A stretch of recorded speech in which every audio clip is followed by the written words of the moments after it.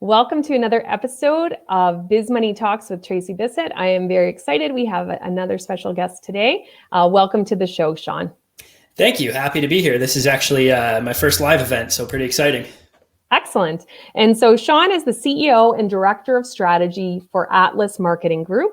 They're a Toronto-based marketing firm, and they help businesses strengthen their branding, as well as developing and executing on their positioning and marketing strategies. So I know we're going to have lots of good stuff to talk about today. And so Shaun, I'd love it if you can share a little bit more in your own words about your background and a little bit more about Atlas. Yeah, of course. So I grew up just north of Toronto, and I like to say I've been an entrepreneur my whole life. Growing up, I'd go door to door shoveling snow. I'd do lemonade stands. The most exciting sort of entrepreneurial venture that I've done is when I was younger, I used to go garage sailing every Sunday with my brother-in-law and his parents. So we'd wake up at 6 a.m. and just drive around looking for garage sales. And I would look for, I was really into video games, and like I understood what they were worth and things like that. So I would look for video games and vinyl records that I could sell at school like the next day, right? So I was always doing stuff like that. I went to university originally for psychology, and then I switched to marketing. I got involved in a program called Summer Company, which is through the government of Ontario. So they give you some money and a little bit of training to get your business started. So I started a window cleaning company, which went pretty well. And then from there, I started planning to basically do what I'm doing now. But through the process of that, I ended up getting involved with a web design company where I ran the sales department for a couple of years. And then when the pandemic hit, I just figured, you know what, I'm never going to have a better shot to start my own business than right now. So let's jump into it. And it's been about 8 months now, and it's been going pretty good. So yeah, it's been quite the ride. That is excellent. So we're going to give a shout out to our former B&I colleagues, because that's actually where Shaun and I met during 2020, maybe even at the end of 2019. It's hard to say, all those months kind of blurred together. And you and I have been working together. You've been helping us with our social media since January at Bissett Financial. So that's excellent. And today I asked you here because it's so important for business owners to develop steady streams of revenue, recurring revenue, and ultimately have a positive bottom line and a profit. And so if you don't know how to market yourself, if you don't know how to position yourself in the first place before you do marketing, you're not going to be attracting your ideal clients. And so I think it's so important for you to share your tips, tactics, experiences with those who are listening and those business owners who can really put into practice some things today. So I think it's going to be a great conversation. So to get started, I'd love for you to share your observations on what companies have been doing well. And what do you think they need to improve based on what you've observed during the pandemic? And so it can be anything really general or very specific from a branding, positioning, and marketing strategy standpoint. Yeah, definitely. So obviously with the pandemic, a lot of businesses have been forced to go online. So a lot of businesses that were strictly brick and mortar before now had no choice but to get involved with things like Shopify or getting their products listed on Amazon and things like that, right? So I think that's the businesses that are still around. Obviously, that's something they've done well, kind of integrating themselves with that digital landscape. Restaurants and things like that being forced to look at things like Uber and skip the dishes where they may not have considered those avenues before. A lot of businesses are going direct to consumer now. I was actually just reading an article last night. So I think they launched this last year, but last night was the first time I heard about it. But a lot of the bigger guys, Pepsico, just launched 2 direct to consumer websites. So they have 2 websites. One was for, I think like juices and drinks and stuff like that. And then the other one was for snacks. So you could buy any of the Frito-Lay's products and stuff like that. And it's all delivered directly to your home, right? So I would love that. No kidding. Yeah. My health would not though. So I think with Amazon, really I don't want to say they came out of nowhere. We've seen them kind of coming up over the years, but it feels like through the pandemic, everyone is purchasing stuff from Amazon, right? And I think them really nailing down that same day delivery, next day delivery is forcing a lot of smaller businesses to follow suit. And I'm seeing that even with a lot of more niche, I don't know how big the companies are, if they're mom and pop or not, but not the big name guys, are starting to offer same day, next day delivery, courier services and things like that. So that's one thing that I think is a great advantage if you're doing it right now. And if you're not doing it, it's definitely something you need to consider, because it seems like it's going to continue to be the norm. And if you're taking 2 weeks to ship your products to me when your competitor can get it to me the same day, well, I'm probably going to go to your competitor, right? So that's really a big thing. Yeah, and it really kind of begs the question too, like, do I need this from Amazon right now?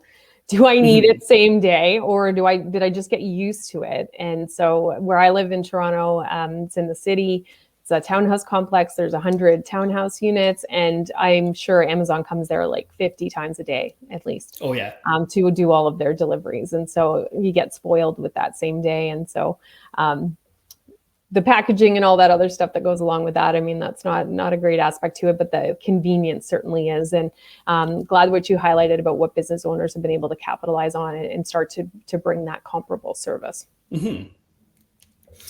And I think too, it's really Amazon and these kind of direct to consumer same day business models. They're tapping into something very primal in our brains, I think, because you're right. A lot of this stuff you don't need it the same day, but they make it so easy to buy, like especially the Amazon app on your phone. There's literally a button that says buy now and it's done. It's on its way to me, right? So and it reminds you, if you don't buy in the next 2 hours, you can't get it till tomorrow, but you can have it today. So there's a little ticker just to incent you to press that button.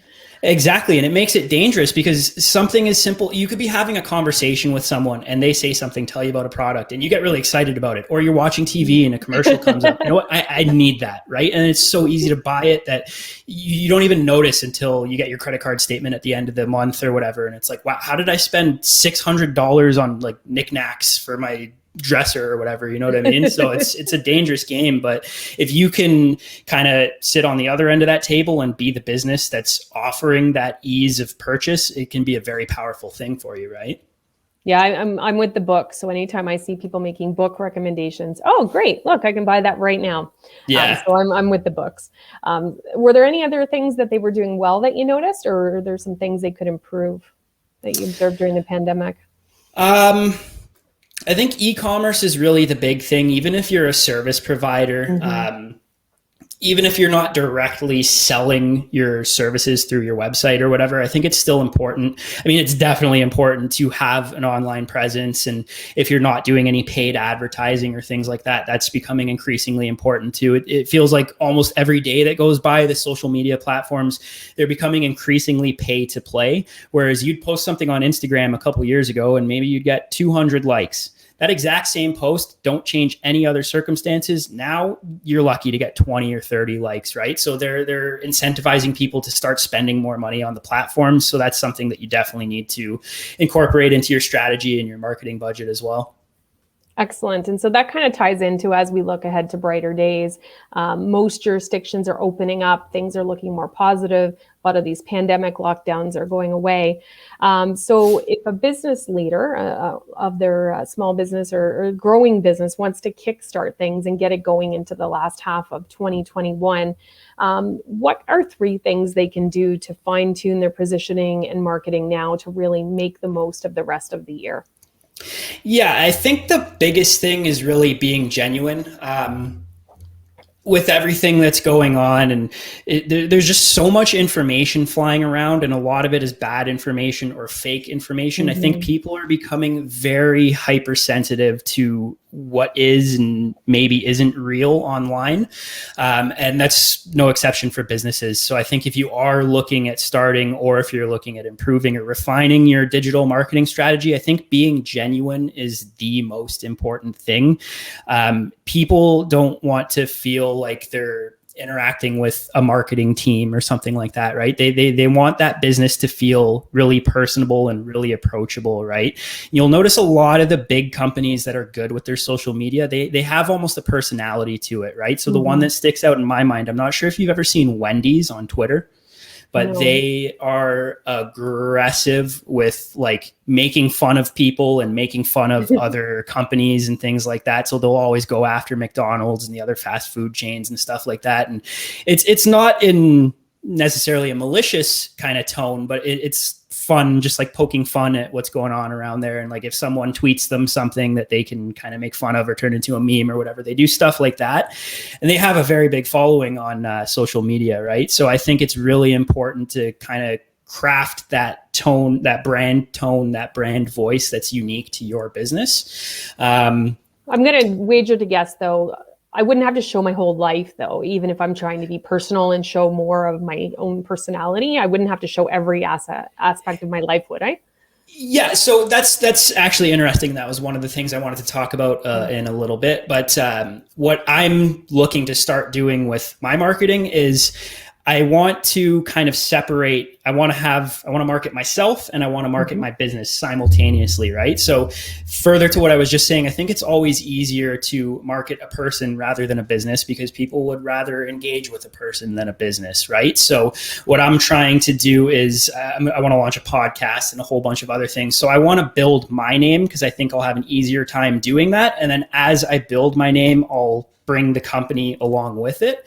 But I want to make sure that there's a distinction between it because to your point, I don't want to necessarily be the face of my business because that can create problems for you when you're starting to grow, right?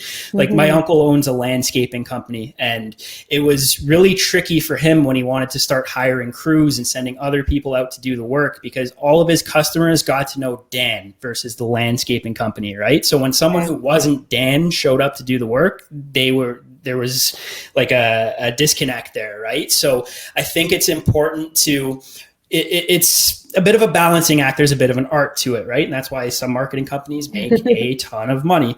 You have to create that brand voice. You're creating a personality for the business. Now, if you want to be the face of that business, that's perfectly fine. For me, that's not really something I want to do. I want it to be Atlas Marketing and I work there as opposed to I am Atlas Marketing, right? So a bit of a balancing act there, but yeah, you definitely don't have to share every detail of your personal life, and you probably shouldn't share every detail of your personal life if you don't want to, right? So that's a good point. So I hope everybody's taking that away, like do that step back and think about what am I marketing and how do I want to do that? Is it me, the face, or is it the company and then I am separate? So. So I kind of took you off tangent there, just to dig into that. So other things that business owners can do to really propel themselves for the next 6 months. Yeah. So there was actually another point that I wanted to make further to being genuine in your marketing. You'll notice a lot now. There's a lot of fake activism out there right now, right? So like we're just wrapping up June right now. It's Pride Month. You'll see a lot of businesses that don't ever speak about LGBTQ issues. All of a sudden in June, they're changing the color of their logo and they're doing all this stuff. And it's you can tell when it's genuine and when it's not genuine. So another article I was reading last night was talking about 15 big brands that are doing Pride well. They're actually giving back to the communities, right? So I do a lot of mentoring with a group from Ryerson University called the Diversity Institute. So I work with newcomers to Canada and women who are looking to start businesses. And one thing I always tell them when you're starting out, you'll have a much easier time marketing your business if you attach yourself to a social cause or a charity, right? You can leverage their platforms to generate more exposure for you. And there's a lot of good stuff that can come out of, there's a lot of good stuff for yourself that can come out of aligning with a charity or a social cause. But I think the caveat to that is that it has to be genuine. It has to be a cause that you actually care about. Activism for the sake of activism, I just find that very disingenuous. So I think it's something... Exactly. Yeah. So it's a very powerful tool to leverage, but you need to have some sort of a personal connection to it. You need to actually believe in it. Otherwise, I think it's just very fake and people will smell that from a mile away and it'll start to develop a bad reputation. Right. So what else do I have here? I made a couple notes. So as businesses start opening, I think thinking about how the landscape is going to change, how specific industries are going to change, and how you can really capitalize on that, right? So for myself, I'm a marketing company. I'm dealing with other businesses. So a pitch that I could start using to them is, hey, everything's starting to open up. Your customers are about to start thinking about their marketing. You should really get ahead of the curve, right? So that's taking what's current. The landscape is changing. Businesses are starting to reopen, and that's figuring out how I can solve that problem for businesses, right? So wherever you can, if you're a business that has been closed for months and months and months, obviously keeping in mind health and safety and things like that, maybe you can have some sort of a reopening event to kind of kickstart your sales a little bit, right? So seeing how your clients' lives are about to change. Again, I mean, obviously they're changing day to day at this point, right? Yeah. But if you can kind of follow those larger shifts, like businesses starting to open and things like that, and see how that applies to your customers, your clients, and leverage that wherever you can, is obviously something you should be doing too. Excellent. Well, that's great. So being genuine, certainly in everything we're doing, putting our best foot forward, and then trying to leverage in a way that makes sense for your company what's actually going on in the industry and in the market, which I think is fantastic. And so for a lot of business owners, they kind of get head down and kind of focused on their work. They're not thinking about everything that's going on around them. And so it is so important to talk to people, talk to your customers, find out what it is that they want, what they have going on, what are your competitors doing, and not just stay kind of isolated in your own business, because it has been very easy to do that. I mean, certainly there was no shortage of Zoom networking opportunities, but I think everybody got a little bit tired of that. And so some people maybe do need to reach out and find out what is happening right now. So you touched on it a little bit already, but would love to hear more about how you're tackling branding, developing and executing on positioning and marketing strategies in your own business. And you touched on Shaun versus Atlas. So what else are you considering and putting into practice? Well, are you familiar with the saying, the shoemaker's son goes shoeless?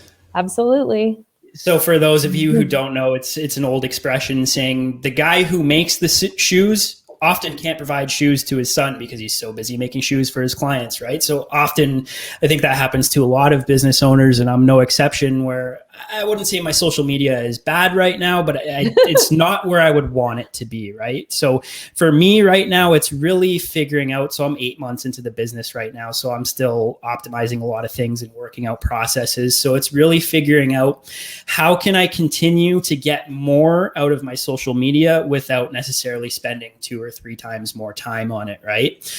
So that's why I'm looking at things like starting a podcast, because you have to play to your strengths too, right? I mean, if you can afford to hire a marketing company where they're taking care of everything for you, great. If you're doing your social media yourself, you have to figure out which types of content, what type of campaigns are easy for you to do, right? So I have a couple different graphic designers I work with, so I can get them to do graphics and things like that. But if I'm handling something myself, for me, it's always easier to do video. So I'm looking at doing a podcast because it's easy for me to make, it's easy for me to edit, produce, all that fun stuff. And then the benefit of that too, so a lot of people in marketing will talk about this concept.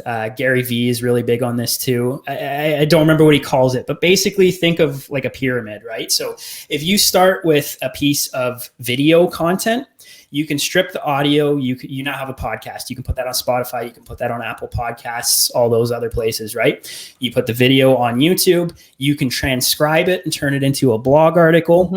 And if you have a half-hour long video, an hour-long video, you can cut that into a bunch of 30-second clips. Now you have a bunch of posts, right? So I think creating a podcast will really be a good way to produce as much content as possible with, for me, minimal effort, and it's also enjoyable. I like talking. I like doing stuff like this. So I want to start interviewing people from all different industries, and it's really just going to be kind of entertaining, interesting, thought-provoking conversations about what's new in their industry, what's changing as businesses start reopening and things like that, right? So that's really the big... Are you keeping the name a secret, or would you like to share it? And it's okay if you want to keep it a secret. I'm going to keep it a secret for now, just because it's still kind of a work in progress, and I got to sit down and put some more time towards that. But yeah, aside from that, I'm really, like I said, I don't want to be the face of my business. I want to grow Atlas Marketing Group as much as possible. So what I'm going to do is, as best I can, separate myself from that, grow my own name, and then as my name starts to grow, I can kind of plug Atlas Marketing Group and kind of have Atlas Marketing Group ride the wave of Shaun Pingitore, right? I had another note there. I think that's great. And even what we're doing right now, that's feeding live to LinkedIn, we're feeding live to Facebook. We're doing this through StreamYard. And after we're done, I have the ability to pull not only a video file, but also audio, which can then be repurposed, like you were talking about, and making use of that in other forms. Exactly. Yeah. So it's really endless. I mean, if you have an hour-long video, you can cut that into different pieces that you can use right now. And who knows, maybe your business is in a different place a year from now, right? You might have said something in that hour-long video that is now relevant to cut out and post as its own shorter video, right? So it's really, you can repurpose it over and over and over. And like I said, transcribing it into written words, stripping the audio and making a podcast, right? So there's all sorts of stuff you can do with it. Aside from that, what I'm really trying to do, so the way I get most of my clients is through word of mouth, networking and things like that. I don't intend to use social media as a driver for clients necessarily. My plan with the Atlas Marketing Group social media longer term is to use it as a tool to attract talent when I'm ready to start hiring more aggressively and things like that, right? So it's really demonstrating that thought leadership. And if it attracts clients, great. But I also want to I want to look at getting an office space and things like that over the next couple of years. So as I start to do stuff like that and building the team and whatnot, I want to showcase the culture and things like that too, and really show people, hey, this is a great place to work and you can do some exciting work, right? So that's how I intend to use my social media. And then that's all the more reason to grow my personal name, because again, I think it's easier to grow an audience, to sell, all that sort of stuff when you're doing it as a person rather than a business. So that's how I intend to use my personal kind of image and everything online. That'll be more of a sales driver and a networking tool and things like that, right? Absolutely. And certainly social media provides a really great validation point for people who've already heard about you. Maybe they've met you. Maybe they're looking for those kinds of services. So before you even get the chance to talk to them, it provides validation that, yeah, this person shows up consistently. They're around, they're credible. They're not just That's an interesting point. If I can build on that a little bit, the way that I explain social media to a lot of my clients when I talk to them is that, yes, for certain businesses, certain industries, it will be your sales driver. But for a lot of businesses, your social media is more of an after the fact thing, right? So if I'm thinking about hiring you as a financial coach, maybe we set up a discovery call, we talk for 15 minutes or whatever. More often than not, with a lot of businesses, I'm going to look at your social media after that first call, or once we have the call scheduled, then I'll start looking at it. But it's still an after the fact thing, because I didn't necessarily stumble on your social media and then think, hey, I need to contact her. We set up a call, you sent me an email or something like that. Then it's more of like a social proof kind of thing, right? Where after the fact, I'll start digging into it a little deeper. So that's what I would say to a lot of new business owners too, because especially when I'm doing the mentoring and things like that, the people that are very new to starting businesses, they have it in their head that you throw up an Instagram page, you put a couple posts up and you're going to have clients coming to you. And I always tell them, unless you have a ton of money to dedicate towards your social media presence and running ads and things like that, it's going to be more of an after the fact thing. If you're a photographer, most of your clients are probably going to come from you reaching out to people and making those one-on-one connections, networking and things like that. And then after they've talked to you, then they're going to go to your Instagram to see what type of work you do, what your photos look like and things like that, right? So I think approaching it that way kind of sets your expectations realistically, so that you don't throw up your Instagram page, put up a couple posts, sit back, wait for the clients, nothing happens, now you're disappointed, right? So I think it's really... Absolutely. And depends on too, if in the industry you're in, people are looking for certain credentials, because if there's a minimum requirement, they're going to go and confirm you have those before they even waste their time meeting with you. So really varies based on industry, which I think you've given us lots of good thought on that. Now, you're always reading stuff, watching stuff, staying up to date on current trends. Are there any new technologies, apps, or social platforms that you would recommend to business owners when implementing their branding, positioning, and marketing strategies? And from the perspective of maybe here, try one of maybe what you're going to say. I don't think, based on how I know you, Shaun, you're going to say go out and try 10 new things right now altogether. I mean, As far as apps and things like that, yeah, there's a lot of tools that are handy. Canva is great for doing graphics and things like that. You have Hootsuite, Buffer. I think Sprout Social offers a platform as well that lets you schedule social media posts in advance. If you go, I have an iPhone, so I go on the App Store and I don't keep them on my phone. It's more when I need them, I'll download them. Apps to edit photos and things like that. There's a ton of them. And for the most part, if you look at the reviews, find one that's 5 stars, it'll do what you need to do. There's a lot of ways to kind of get cool and different content without spending a lot of money. And most of the times it just comes down to thinking outside of the box a little bit and getting creative, right? So you actually showed me a website a while ago, that Tweet Gen one. You remember that? Yep. Yeah. So I use that for a post on my social media the other day where you type in for anyone listening who doesn't know what it is, you type in what you want it to say, you choose how many likes, how many retweets and whatever, and it'll create a little graphic for you that looks like a tweet with the content that you put into it. So simple things like that. Then you take that image, throw it in Canva, maybe put a background behind it. You know what I mean? It's really easy to create some very out of the box content without spending a lot of time or money, like I said. Just to get people stopping the scroll. Exactly. So they're like, oh, what's that? Okay. Yeah.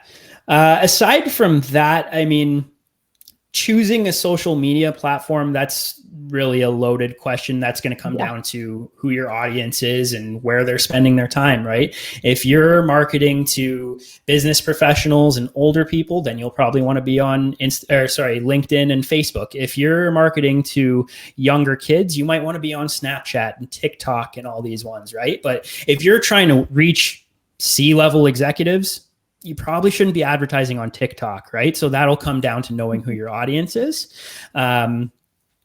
And yeah, I think I had a few other notes there. Oh, so one technology that I'm super interested in, and I can't say I'd recommend it to new business owners because it's very expensive at this point, but it's something that I'm trying to stay on the up and up about, because I think as technology progresses, this is going to be the one technology that defines our times, and that's virtual reality. So I was reading an article last night. So Facebook obviously has their Oculus Quest VR headset. I'm not sure if you've ever used a decent VR headset, but no. For what it is, considering how new of a technology it's phenomenal. So I'm thinking what that's going to be like in another 10 or 15 years. It's probably going to be widespread. I think it's going to be in every living room across the world. You're not even have a TV anymore. You're going to sit down with your family. Everyone puts on a headset and you go into a whole nother world. So I was reading an article last night about Facebook starting to test ads in the virtual reality space. And this article was saying that it's going to be intrusive. It's not going to work. It was very negative, which I can see the potential for that to be so annoying. But I look at the positive side of it, right? So think if you're a real estate company, for instance, right? Let's say you're developing real estate. So you have a building that's not built yet, but you're trying to sell units in that building. What better sales tool could you possibly have than having someone come into your sales office, put on a headset, and now they're in that building. They can walk around in that building, see what their bedroom would look like, what their kitchen would look like, what the game room looks like, So that's one really powerful application of it. I think even for e-commerce too, if you're selling clothing or any product for that matter, if someone could put on a headset, or again, as the technology progresses, it'll probably be a pair of glasses or something like that, right? And they can see and almost touch the product in front of them, see what it would look like. That's going to be a very powerful sales tool too. And I think even advertising in VR, anytime there's a new form of advertising that comes out, people always find it intrusive and annoying, and then you get used to it, and then you don't even notice it anymore. So I think at first it will be a little jarring, but then we'll get used to it. And I think the potential to have someone, instead of just looking at your ad, being fully immersed in it, being able to look around and interact with it a little bit more, I think that'll be a very powerful sales tool too. So again, I can't recommend that to new business owners because it's very expensive to implement something like that, and it's not really widespread yet. But if you're going to be in business for a long time and marketing is something that you care about, I think it's definitely something to at least keep on your radar and pay attention to as the technology starts to progress. Cool. And especially those industries that you mentioned where it's going to have a bigger bang for the buck. So stay on those trends and understand what's going on. So that's pretty interesting. And certainly we're always learning new things. There's new things happening all of the time. And before I let you go, Shaun, are there any final tips you want to leave the business owners with? And it could be something that you've already mentioned that you want to reiterate, or something brand new that you want them to make sure they're taking away. I'm going to reiterate what I said before, because I think when it comes to marketing your business, it is the most important thing. But be genuine, right? You say what you mean and mean what you say. Be honest with people, be transparent in your marketing. People are getting so good at sniffing out BS, right? So if you try to pull a fast one on them, even if you can get away with it, you can't get away with that forever, right? I think honesty is always the best policy. This is something I say a lot. It causes problems in the short term because you might ruin a relationship or people might take advantage of your honesty. But if honesty is your policy in the long term, I think you start to weed out a lot of the negative energy and negative people, and you surround yourself. You build a community with people that you like and that like you, right? So I think that's important in life, but in your marketing too. There's a term vanity metric, right? So followers would be a vanity metric. You could have 100,000 followers, but if only 5 of them are clients, I'd rather have 1,000 followers where 600 of them are clients, right? So it's about building that genuine community and really creating a community rather than just collecting followers, right? So I think that's a very important thing in your marketing. And what I'm hearing underneath that, which I know that you firmly believe in, but it's all rooted in focus on the customer, understanding them and delivering what they want. And I know that's really it's always top of mind for you. That's another thing I always say too, is the customer isn't always right, but the customer should always be the top priority, right? So even if you don't necessarily agree with what they say or what they want, at the end of the day, I talk to a lot of friends and things like that aren't business owners. And one of the things I get all the time is, it must be awesome not having a boss. And I'm like, well, actually, I have several bosses now, because if your clients are paying the bills, your clients are calling the shots. Now, if you can get yourself into a position where you can choose who you want to work with, that's fantastic. But even if you're choosing who you still want to work with, you still have to please that customer. Otherwise, you will lose them, right? So yeah, honesty is the best policy, and put the customer above all else. Just really be genuine, build a community. Excellent. I love that. And so before I let you go, what are you working on now, and where can people go to learn more about you, Shaun, as well as our Atlas? Yeah. So right now, I'm trying to focus on fleshing out this podcast a little bit. I don't know if this is saying too much, but if I say it, I might have to hold myself to it, but I'm planning on launching it in September. So very doable. It's definitely doable. I'm not sure how much work it'll be, but we'll cross that bridge. So I'm working on launching the podcast. I'm trying to sketch out kind of longer term plans for the business. Me personally, I'm not super crazy about doing client work. I think I mentioned this to you the other day, but my super long-term plan with the company is I want to do client work to get some money coming in, start building out a team. But the real goal is to kind of build that team to be a marketing engine, to be able to, because I'm the type of person, I'll wake up on a Tuesday and come up with this fantastic idea and drop everything else I'm doing that day and just run with that idea. So longer term, I would like to have the resources in place to, if I wake up one day and, that would be a cool idea for a shoe company. A week later, I have a shoe company and a marketing team that's already pumping out content and stuff like that, right? So that's really my long-term goal. So I'm trying to figure out how to get to that point. But aside from that, you can, I haven't really started promoting my personal social medias and stuff like that yet. So for now, I'll say, if you want to get in touch with me, follow me on Facebook, Instagram, LinkedIn, Twitter at Atlas MKTG Group. And then from there, you can stay up to date on the podcast and all the other exciting stuff that I want to launch soon. You can visit us at atlasmarketinggroup.ca. And if you'd like to connect with me personally on LinkedIn, I am always open to that as well. Excellent. Well, thank you so much, Shaun. I know I'm taking away so many great points. Love the customer focus, because for any business, that is key. And we might be disingenuine for a while, but that's going to catch up with us and obviously impact our revenue and sustainable recurring revenue if we're not delivering on that customer focus and what our customers need, making sure we're showing up the way that we want to. And so choosing platforms where our ideal clients are and doing it right. And so making sure we're building out content that we can re-leverage, as you pointed out, so that we're not spending so many hours on it, but we're doing it well. And so I love all of those tips that you shared, especially about looking around what's going on in the landscape of our industry in terms of the market or the geography where we are, and how can we best leverage that in a positive way for our business and to serve our customers continuously. So thank you so much for sharing your insights. I think you summed it up nicely, and thank you again for having me. This was a blast. You are welcome. And so before I let you all go today, listeners, whether you're watching live or you're catching on the replay, if you want to keep this Biz Money conversation going, you can join us at our weekly meetup, and you can enroll at bizmoneyclub.com. So we meet regularly on Wednesdays. So you can register and you'll get access when you do that registration. As well, enrollment is now open for the next round of our Cash Control Bootcamp, which is our 6-week live online group program for small business owners. And I'll drop the link in the comments so you can check that out. Would love to hear any questions or comments from people listening or catching the replay. So drop me a note on any social platform or add some comments wherever you are watching this. Until next time, take good care and stay financially fit.